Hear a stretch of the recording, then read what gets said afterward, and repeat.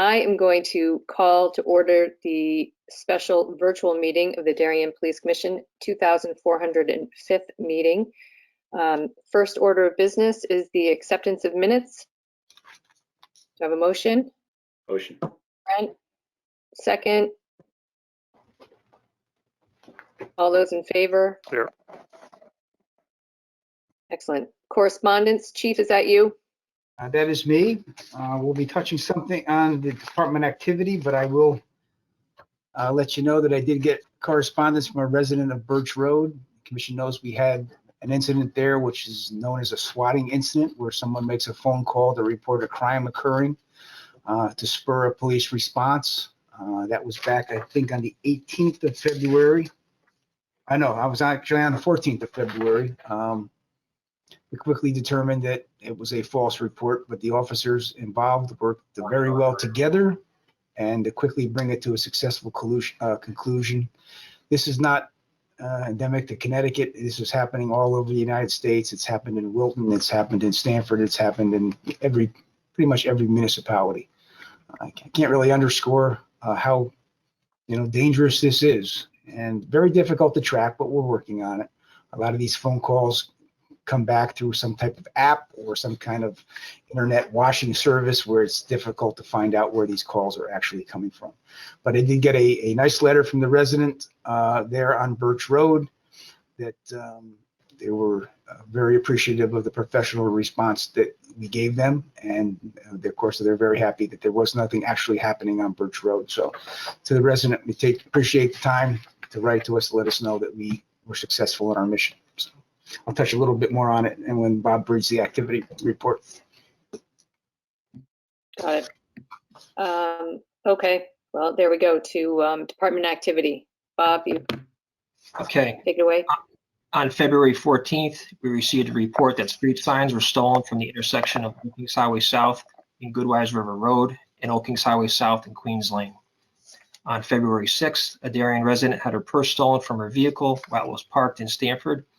On February 17th, the victim was contacted by her local financial institution and informed that someone had withdrawn a large sum of money from her bank account using her stolen credentials. On February 12th, a 57-year-old New Canaan woman was arrested for DWI by a warrant stemming from a single car crash she was involved in on January 10th at the intersection of Oxford Lane and Middlesex Road. On February 17th, a 52-year-old Fairfield man was arrested for DWI after his vehicle was observed being operated in an erratic manner on Tokenique Road at approximately 6 p.m. On February 14th, at approximately 2:30 p.m., our communications center received a call from a male purporting to be a Birch Road resident and indicated he was going to assault another resident and then set the home on fire. The call was then disconnected. An emergency and tactical response was made to the area. During the response, the communications center personnel contacted the residents by phone and learned that there was no problem at the location. It was then determined that the incident was a hoax. Numerous agencies throughout Connecticut and New York have seen a recent increase in these types of false reports known as swatting incidents. This investigation is ongoing, and our detective division is working collaboratively with several other agencies concerning the incident. During this time frame between the January 28th through February 22nd, we had 19 motor vehicle accidents, 6 of which involved minor injuries. 1 involved a vehicle striking a pedestrian while in the crosswalk, and the vehicle was determined to be at fault.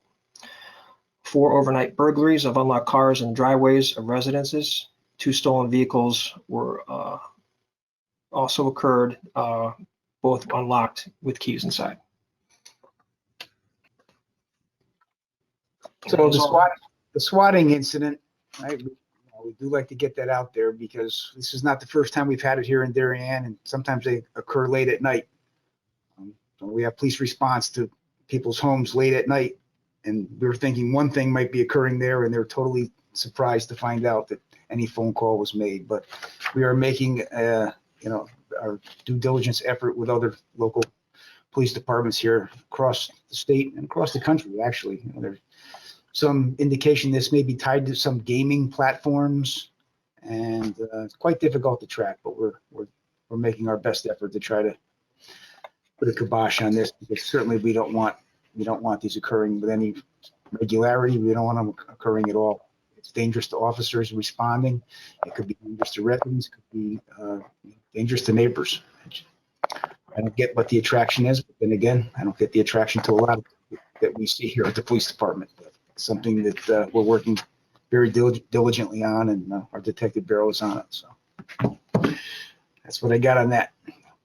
Okay. No other department activity. Old business, COVID-19 update.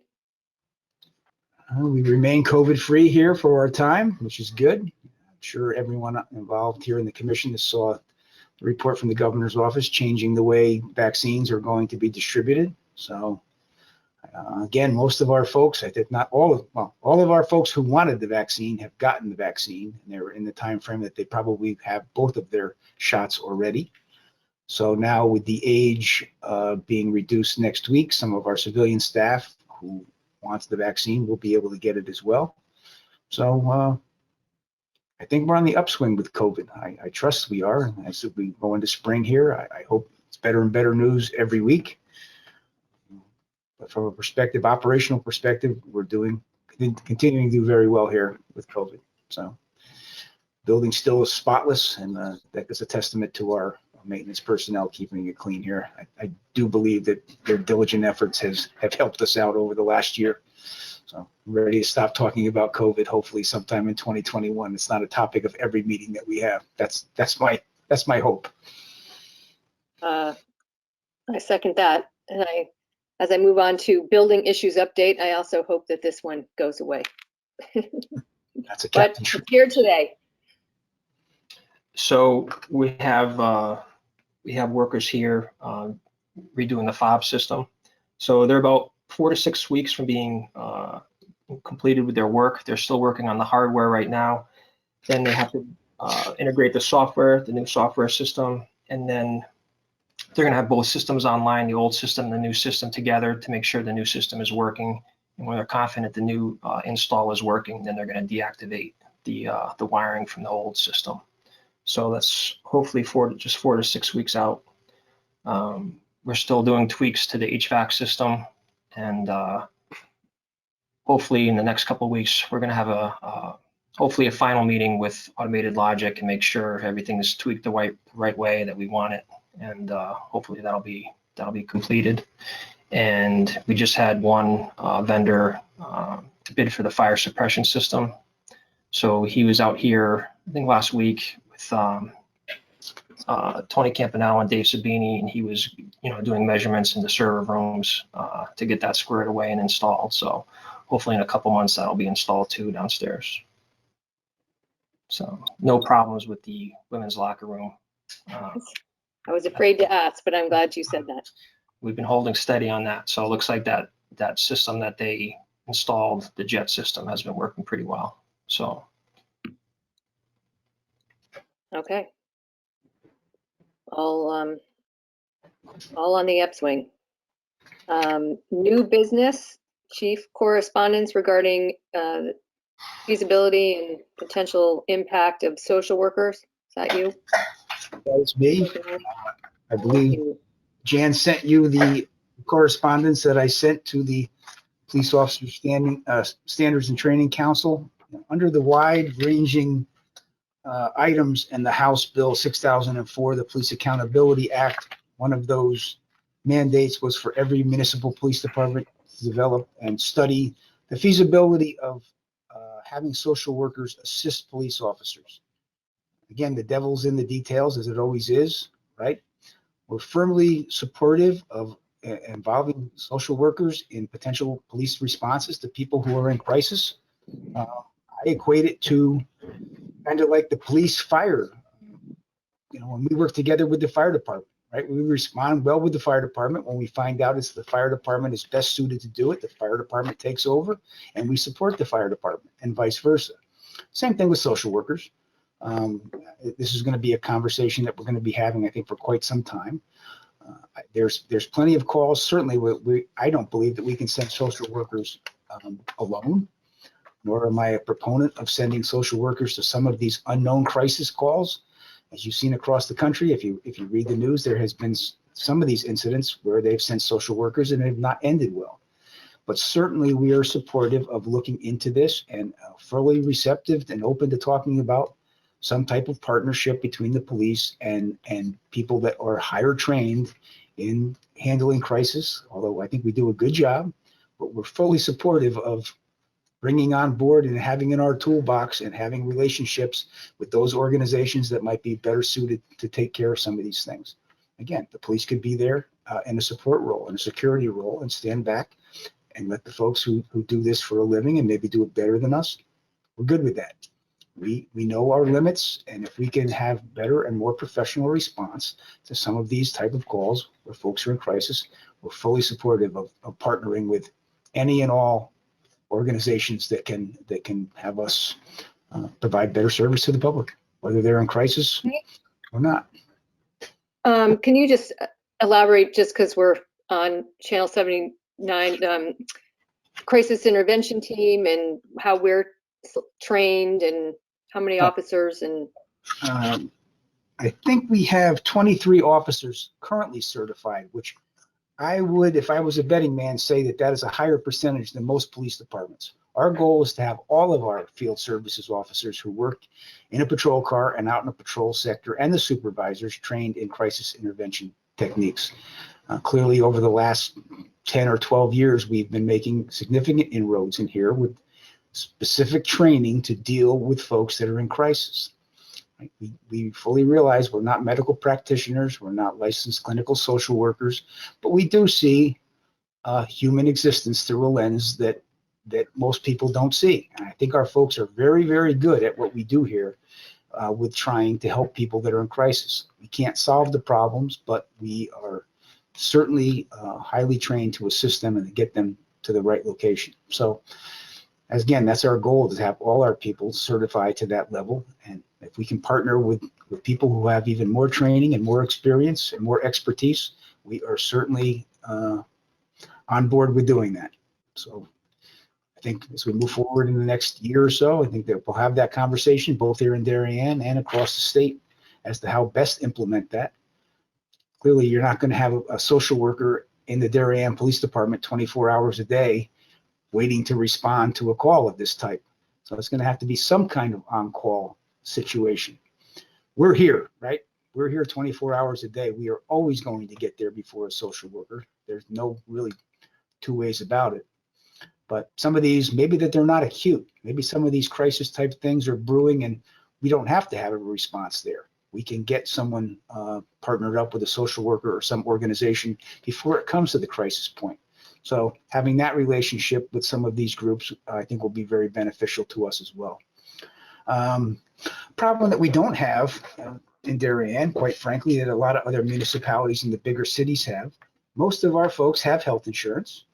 Most of our folks have a relationship with some type of medical provider, and they are able to get crisis type or mental health help, where in some of the bigger cities, they don't have that luxury. So we're in a little bit of a situation in Darien that most of our folks, a lot of the crisis we may not even know about because people are seeing mental health professionals without police involvement.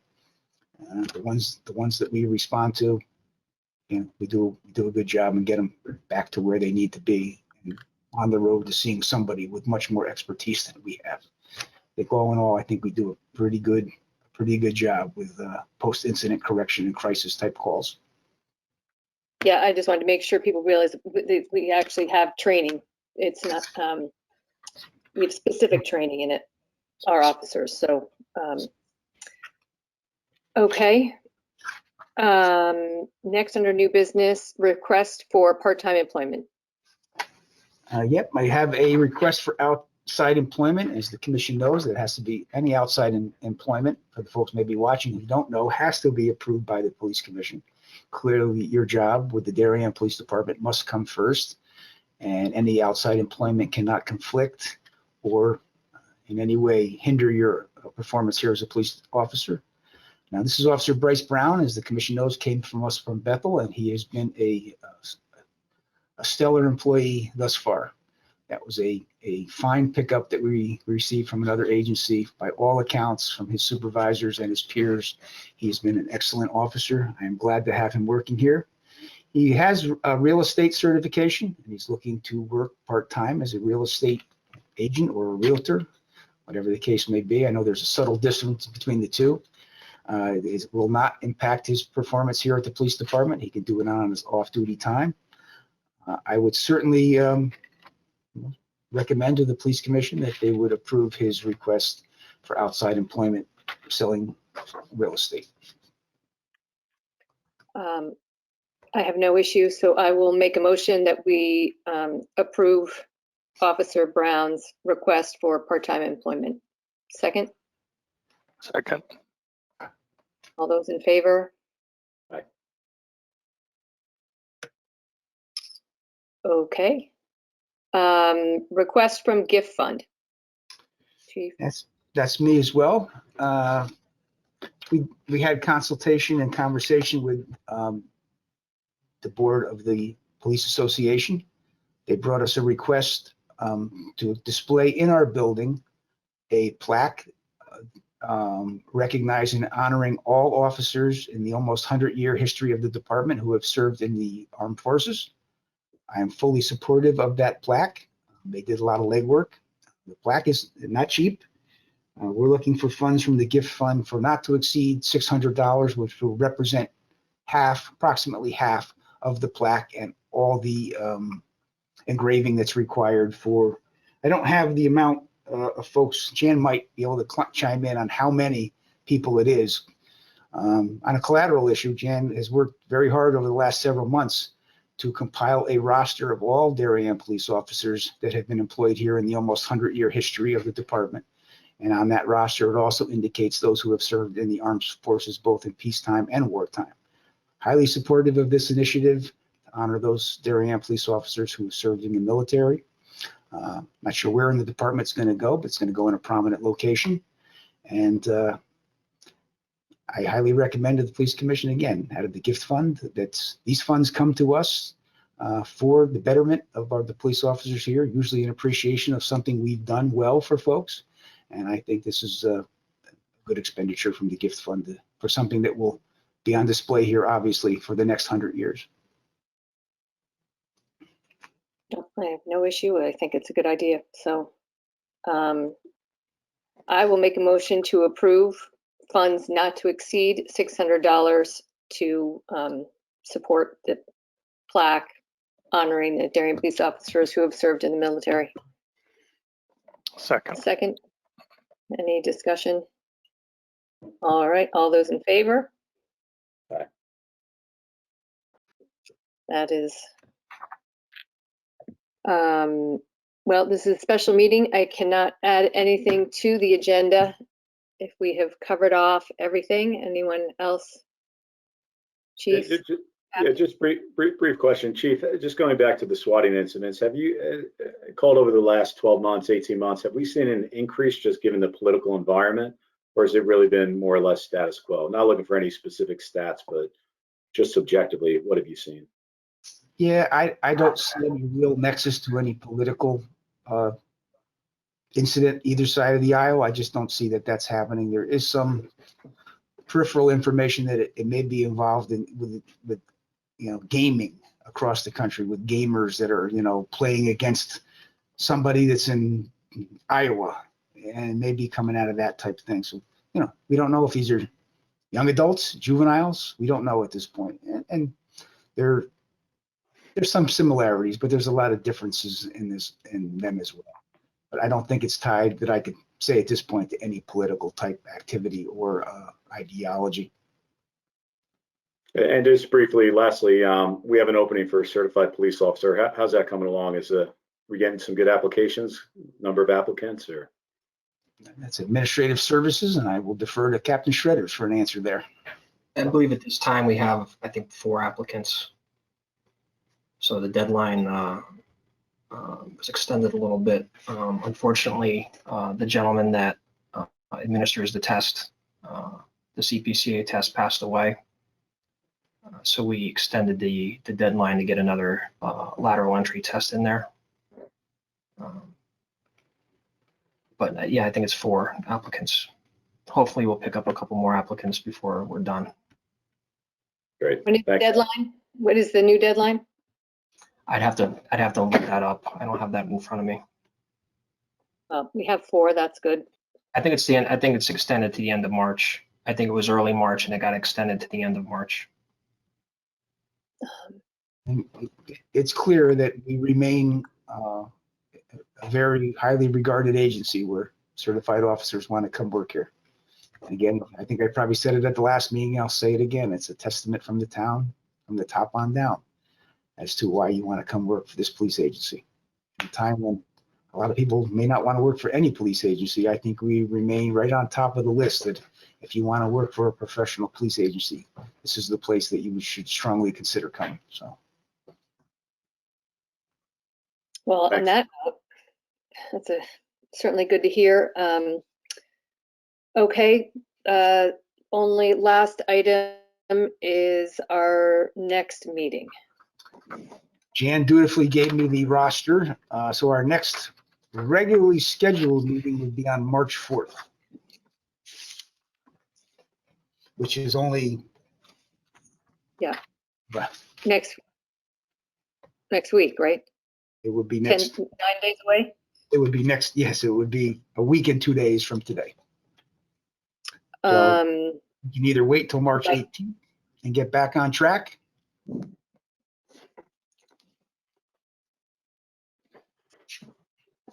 Or we can do March 11th and Brent, Kevin, anybody? I'd prefer the 11th, Kim. I Yeah, would 11th, prefer the 11th. 11th works for me. I think next week may be a little too soon, so I agree. 11th is fine. I'm open. Yeah, I'm not sure we have anything major coming down the pike that we couldn't go to the regularly scheduled date of the 18th, but Well, why don't we put the 11th and we can see what's what. How's that? You good? Works for me. It works better for everyone. Why don't we keep it? Why don't we go to the 11th and then see where we go from there? 4 o'clock. 4 o'clock. Kim. Do we have any visibility on whether we're still going to be in little boxes on a screen, or I guess we'll assume that it's virtual until the world starts spinning on a different axis. maybe we do one more virtual and then maybe the next one, maybe we can get back in person. Yeah, the only drawback to in-person meetings at this point is if we had a meeting where a lot of people wanted to attend and we had to set it up again where we could maintain distance. Unless there's folks here that I don't see we have a lot of people online attending the meeting. So We don't usually. So, all right, well, we'll figure it out whether it's virtual or not, but I'll assume that March 11th we will stay virtual, and we'll see where we go from there. okay. All right, with that, I will adjourn this meeting and see y'all in a couple weeks. Take care, everybody. Good night, Thank you. everybody. Good night.